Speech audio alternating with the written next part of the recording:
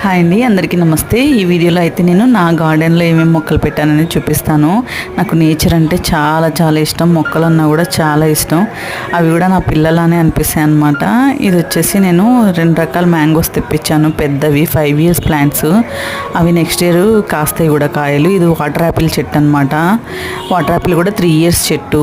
Water యాపిల్లో pink. ఇది వచ్చేసి రామఫలం చెట్టు. రామఫలం కూడా 1 yearly వన్స్ కాస్తుందంట, మే నెలలో. ఇది పనస చెట్టు కూడా నెక్స్ట్ ఇయర్ నుంచి వచ్చేస్తుందని చెప్పారు.